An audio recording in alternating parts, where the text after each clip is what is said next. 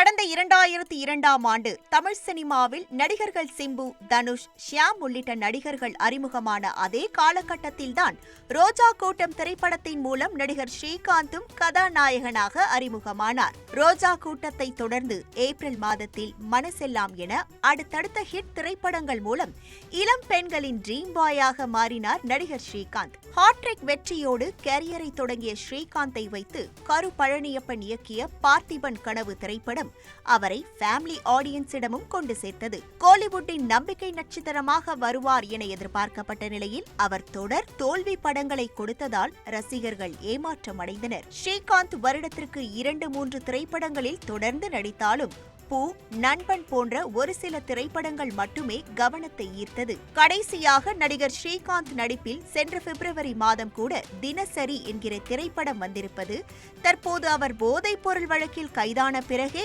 வெகுஜன மக்களுக்கு தெரிய வந்திருக்கிறது. சென்னை நுங்கம்பாக்கத்தில் உள்ள பிரைவேட் பாரில் சென்ற மே மாதம் 22ஆம் தேதி நடந்த மோதல் வழக்கில் அதிமுக முன்னாள் நிர்வாகிகள் பிரசாத் மற்றும் அஜய் வாண்டையார் உட்பட 9 பேரை போலீசார் கைது செய்தனர். பிடிப்பட்ட பிரசாத்தின் செல்போன் தொடர்புகளை ஆய்வு செய்தபோது அவர் கொக்கைன் போதைப்பொருள் கடத்தல் நெட்வொர்க்குடன் தொடர்பில் இருப்பது தெரிய வந்திருக்கிறது. இதன் தொடர்ச்சியாக பிரசாத்தின் ட்ரக்ஸ் சப்ளையரான சேலத்தை சேர்ந்த பிரதீப் குமார் மற்றும் மேற்கு ஆப்பிரிக்காவில் உள்ள கானா நாட்டை சேர்ந்த ஜான் ஆகியோரை போலீசார் அடுத்தடுத்து கைது செய்து அவர்களிடமிருந்து 11 கிராம் கொக்கைன் போதைப் பொருளை பறிமுதல் செய்துள்ளனர். இந்த வழக்கில் பிரதீப்பிடம் மேற்கொள்ளப்பட்ட கிடுக்குப்பிடி விசாரணையில் அவர் கோலிவுட் செலிபிரிட்டிகளுக்கு ட்ரக்ஸ் சப்ளை செய்துள்ளதை கண்டுபிடித்துள்ளனர். குறிப்பாக கொரோனா லாக்டவுன் காலகட்டத்தில் அதிமுக பிரமுகர் பிரசாத் மற்றும் நடிகர் ஸ்ரீகாந்த் பிரதீப்பிடமிருந்து போதைப் பொருள் வாங்கி பயன்படுத்தியுள்ளது தெரிய வந்திருக்கிறது. இதன் காரணமாக நடிகர் ஸ்ரீகாந்தின் வீட்டிலும் போதைப் பொருள் தடுப்பு பிரிவு போலீசார் சோதனை மேற்கொண்டிருக்கிறார்கள். ஆனால் அங்கு அதிகாரிகளால் போதைப் பொருள் எதையும் கண்டெடுக்க முடியவில்லை. இதையடுத்து நடிகர் ஸ்ரீகாந்திற்கு சம்மன் கொடுத்து விசாரணைக்கு அழைத்து சென்று ராஜீவ்காந்தி அரசு மருத்துவமனையில் இரத்த பரிசோதனைகள் மேற்கொண்டனர். அதில் அவர் கொக்கைன் பயன்படுத்தியிருப்பது உறுதி செய்யப்பட்டிருக்கிறது. குறிப்பாக அதிமுக பிரமுகராக அறியப்பட்ட பிரசாத் நடிகர் ஸ்ரீகாந்தை வைத்து தீங்கரை என்கிற திரைப்படத்தை தயாரித்து வந்திருக்கிறார். தொழில் நிமித்தமாக பிரசாத்திடம் நெருங்கி பழகிய ஸ்ரீகாந்த் அவருடன் சேர்ந்து பார்ட்டிகளில் போதைப் பொருள் பயன்படுத்தியது தெரிய வந்திருக்கிறது. பிரசாத் கோலிவுட் பிரபலங்களுக்கு நட்சத்திர விடுதியில் பார்ட்டி நடத்தியிருக்கிறார். விருந்தினர்களை பரவச நிலைக்கு கொண்டு செல்ல வேண்டும் என்பதற்காக பிரதீப் குமார் சட்டத்திற்கு புறம்பாக இம்போர்ட் செய்யப்பட்ட உயர் ரக போதைப் பொருட்களை சப்ளை செய்திருக்கிறார். தற்போது நடிகர் ஸ்ரீகாந்த் கைதாகியுள்ள நிலையில் இந்த வழக்கில் நடிகருமான கிருஷ்ணாவிற்கும் தொடர்பு இருப்பது தெரிய வந்திருக்கிறது. அவரிடம் போதைப் பொருள் தடுப்பு நுண்ணறிவு பிரிவு போலீசார் விசாரணை நடத்த திட்டமிட்டுள்ளனர்.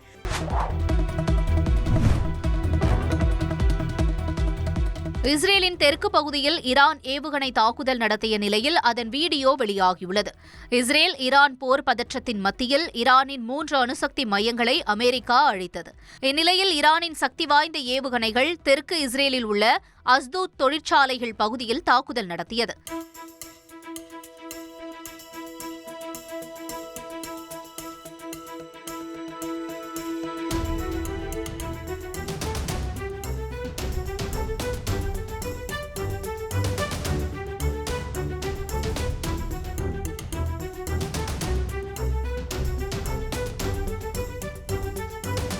இதற்கு பதிலடி கொடுக்கும் விதமாக ஈரான் தலைநகர் தெஹ்ரான் மீது இஸ்ரேல் வான்வழி தாக்குதல் நடத்தியுள்ளது. இதனால் தாக்குதலுக்குள்ளான பகுதி புகை மண்டலமாக காட்சியளிக்கிறது.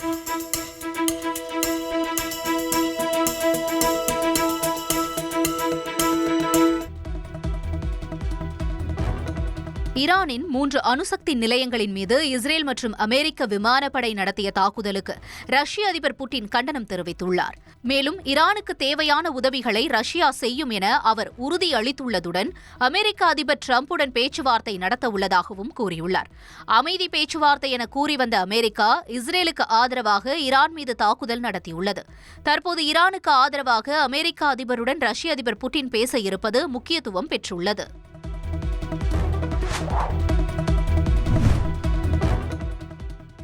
வால்பாறை தொகுதி சட்டமன்ற உறுப்பினர் அமுல் கந்தசாமி மறைவை அடுத்து அத்தொகுதிக்கு இடைத்தேர்தல் நடத்த வாய்ப்பு இல்லை என தேர்தல் ஆணையம் தெரிவித்துள்ளது. 2026ஆம் ஆண்டு நடைபெறக்கூடிய சட்டமன்ற தேர்தலுடன் வால்பாறை தொகுதிக்கும் தேர்தல் நடத்தப்படும் என தேர்தல் ஆணையம் கூறியுள்ளது. 2020 ஜூன் 10 சேப்பாக்கம் எம்எல்ஏவாக இருந்த ஜே. அன்பழகன் மறைந்த நிலையில் இடைத்தேர்தல் நடத்தாமல் 2021ஆம் ஆண்டு சட்டமன்ற தேர்தலுடன் நடந்தது. சட்டமன்ற பதவிக்காலம் அடுத்த ஆண்டு மே மாதம் 9ஆம் தேதி வரை மட்டுமே உள்ளதால் வால்பாறை தொகுதிக்கு இடைத்தேர்தல் நடத்த தேவையில்லை என சட்டம் கூறுகின்றது. வால்பாறை தொகுதியின் அதிமுக எம்எல்ஏ டி.கே. அமுல் கந்தசாமி காலமான நிலையில் அத்தொகுதிக்கு இடைத்தேர்தல் நடத்த வாய்ப்பு இல்லை என்று தெரிகிறது.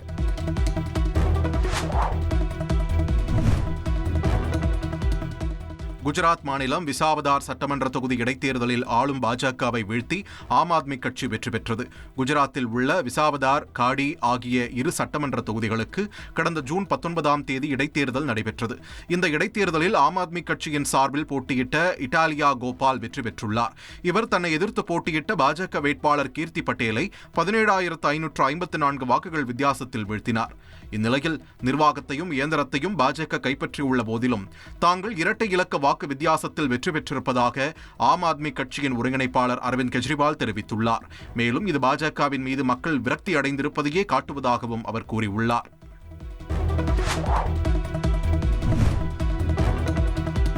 நடிகர் சிவாஜி கணேசனின் அன்னை இல்லம் வீடு ஜப்தி செய்த உத்தரவை எதிர்த்து தொடரப்பட்ட மேல்முறையீட்டு வழக்கு திரும்ப பெறப்பட்டது. சிவாஜி கணேசனின் பேரன் துஷ்யந்த் ஜகஜால கில்லாடி என்ற படத்திற்காக தனபாக்கியம் என்டர்பிரைசஸ் நிறுவனத்திற்கு 9 கோடி ரூபாய் நிலுவை வைத்திருந்ததாக வழக்கு தொடரப்பட்டது. இதில் அன்னை இல்லத்தை ஜப்தி செய்ய நீதிமன்றம் உத்தரவிட்ட நிலையில் இதனை எதிர்த்து நடிகர் பிரபு தொடர்ந்த வழக்கை விசாரித்த உயர்நீதிமன்றம் ஜப்தி உத்தரவை ரத்து செய்தது. இதனிடையே கடன் பிரச்சினையில் தனபாக்கியம் என்டர்பிரைசஸ் நிறுவனம் தரப்பில் நீதிமன்றத்திற்கு வெளியே சமரச தீர்வு காணப்பட்டதாக கூறி வழக்கை திரும்ப பெற்றுக் கொண்டது. இதனை ஏற்று வழக்கை சென்னை உயர்நீதிமன்றம் முடித்து வைத்தது.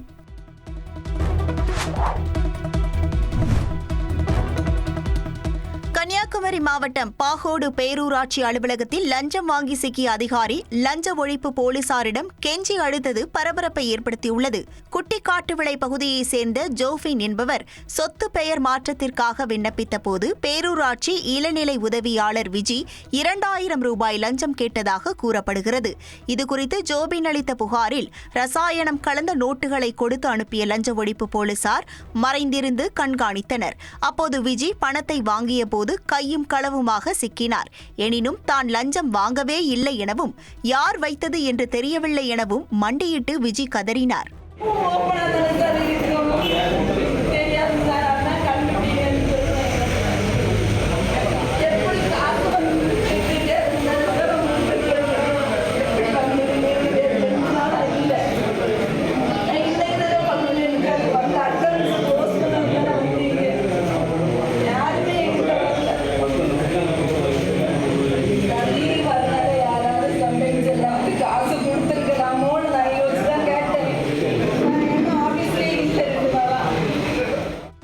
லஞ்ச ஒழிப்பு அதிகாரிகளை கண்டித்து பேரூராட்சி வார்டு கவுன்சிலர்கள் போராடியதால் பரபரப்பு ஏற்பட்டது.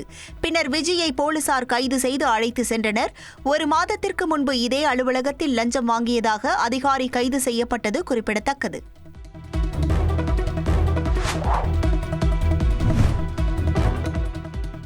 சென்னையில் கடந்த சில நாட்களாக இரவு நேரங்களில் பைக் சாகசங்களில் ஈடுபட்டு அதனை இன்ஸ்டாகிராமில் பதிவிடுவதை வாடிக்கையாக பலர் வைத்திருக்கின்றனர்.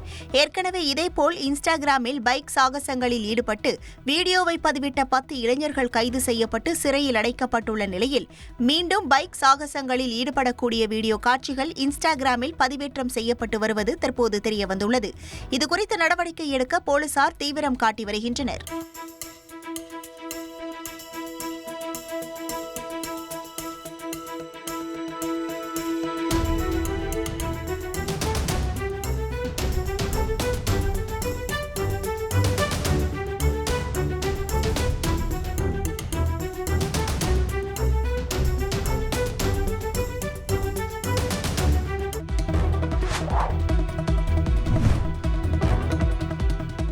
சேலத்தில் கணவரை இழந்த பெண்களிடம் குழந்தைகளை குறைந்த விலைக்கு வாங்கி அதிக விலைக்கு விற்று வந்த 6 பேர் கொண்ட கும்பலை போலீசார் கைது செய்தனர்.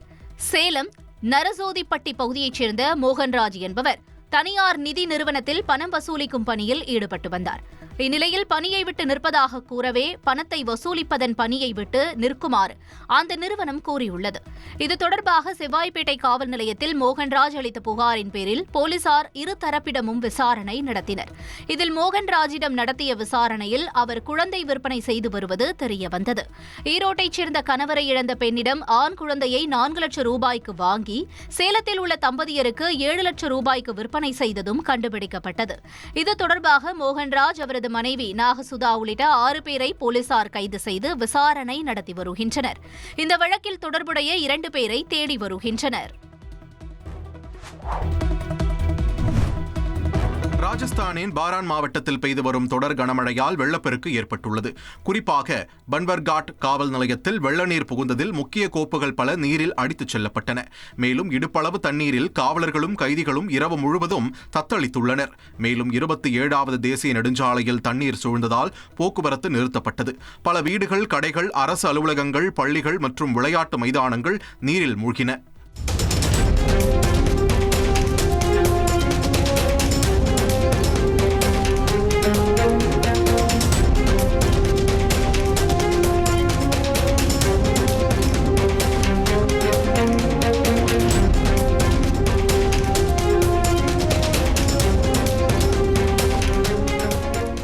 மூதாட்டிய வீட்டில் தனியாக விட்டுட்டு மருதமலைக்கு போய் முருகனை தரிசனம் பண்ணியிருக்காங்க பேர குழந்தைங்க.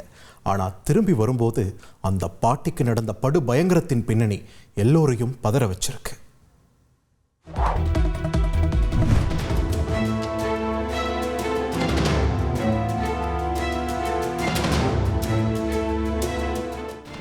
அவன் மேல எவ்வளோ நம்பிக்கை வச்சிருந்தோம், ஆனா இப்படி பண்ணிட்டானே என்கிற ஆதங்கமும் கோபமும் அங்கிருந்த அனைவரின் முகத்திலும் வெளிப்பட்டது. 80 வயதான மூதாட்டியை அவருடைய வீட்டில் வாடகைக்கு கூடியிருந்த 29 வயது இளைஞர் நகை பணத்திற்காக மிக கொடூரமாக கொலை செய்திருக்கிறார். தகவல் அறிந்து சம்பவ இடத்திற்கு விரைந்து வந்த காவல்துறையினர் விசாரணையை தொடங்கியுள்ளனர். கொல்லப்பட்டவர் 80 வயதான கண்ணம்மாள். நாமக்கல் மாவட்டம் பள்ளிப்பாளையத்தை அடுத்துள்ள பாதரை மாரியம்மன் கோவில் தெருவைச் சேர்ந்தவர். இவருக்கு 2 மகன்கள் இருந்துள்ளனர். 10 வருடங்களுக்கு முன்பு கணவரையும் ஒரு மகனையும் இழந்த கண்ணம்மாள் அதன் பிறகு பூர்வீக வீட்டில் தனிமையில் வாழ்ந்து வந்துள்ளார். இவருடைய மற்றொரு மகனும் பேரக்குழந்தைகளும் கண்ணம்மாள் வீட்டின் அருகிலேயே சொந்தமாக வீடு கட்டி குடும்பத்தினருடன் வாழ்ந்து வந்துள்ளனர். தினமும் மூதாட்டிக்கு உணவு சமைத்து கொடுத்தும் அவருடைய மருத்துவ தேவைகளையும் கண்ணம்மாளின் பேரக்குழந்தைகள்தான் கவனித்து வந்திருக்கிறார்கள். இந்த சூழலில் சம்பவம் நடந்த அன்று மூதாட்டியிடம் வீட்டுச் சாவியை கொடுத்துவிட்டு குடும்பத்தினர் அனைவரும் மருதமலைக்கு சாமி கும்பிட சென்றிருக்கிறார்கள். தரிசனம் முடித்து திரும்பி வந்தபோது பாட்டி வீட்டின் கதவு உட்புறமாக தாழிடப்பட்டிருந்திருக்கிறது. வெகு நேரமாக கதவை தட்டியும் மூதாட்டியிடமிருந்து பதில் வராத காரணத்தால் பின்பக்கம் உள்ள ஜன்னல் வழியாக உள்ளே பார்த்துள்ளனர். அப்போது மூதாட்டியின் வாயில் துணியை வைத்து அழுத்தியபடி ஒரு மர்ம நபர் உள்ளே இருந்திருக்கிறார். அதிர்ச்சி அடைந்தவர்கள் கத்தி கூச்சலிட அந்த நபரை சம்பவ இடத்திலேயே கிராமத்தார் சுற்றி வளைத்துள்ளனர். பேச்சு மூச்சின்றி கிடந்த மூதாட்டி இறந்துவிட்டது தெரியவர அனைவரும் அதிர்ந்து போயிருக்கிறார்கள். அந்த மர்ம நபர் வேறு ஏதோ 3வது நபர் அல்ல, கண்ணம்மாள் வீட்டில் வாடகைக்கு கூடியிருந்த 29 வயதான சங்கர் தான் இந்த படுபயங்கரத்தை செய்திருக்கிறார். அருகில் உள்ள தனியார் நூற்பாலையில் ஊழியராக பணியாற்றி வந்த சங்கருக்கும் திருமணமாகி குடும்பம் இருந்திருக்கிறது. சம்பவம் நடந்த அன்று கண்ணம்மாளின் பேரன்கள் குடும்பமாக வெளியே செல்வதை நோட்டமிட்ட சங்கர் மூதாட்டியை கொலை செய்துவிட்டு அவர் அணிந்திருந்த நகையை கொள்ளையடித்துவிட்டு எஸ்கேப்பாக திட்டம் போட்டிருக்கிறார். அதன்படி அன்று மதியம் 3 மணி அளவில் வீட்டின் கட்டிலில் உறங்கிக் கொண்டிருந்த மூதாட்டியின் வாயில் புகையிலை வைத்து திணித்த சங்கர் அதன் பிறகு துணியால் அழுத்தி மூச்சை நிறுத்தி கொலை செய்துள்ளார். மேலும் மூதாட்டி அணிந்திருந்த தங்க மோதிரம் மற்றும் கம்மலை பறித்தபோதுதான் அவர் உறவினர்களிடம் கையும் களவுமாக சிக்கியுள்ளது விசாரணையில் தெரிய வந்திருக்கிறது. நடந்த சம்பவம் தொடர்பாக கொலை வழக்கு பதிவு செய்த போலீசார் சங்கரை கைது செய்து நீதிமன்றத்தில் ஆஜர்படுத்தி சிறையில் அடைத்துள்ளனர். மேலும் அவர் கொள்ளையடித்த 3/4 சவரன் நகையையும் பத்திரமாக மீட்டுள்ளனர். ஃபேமிலி மேனாக வாடகைக்கு குடியிருக்க வந்தவரே ஹவுஸ் ஓனரான மூதாட்டியை கொலை செய்துள்ள சம்பவம் உறவினர்களை அதிர்ச்சியில் ஆழ்த்தியுள்ளது.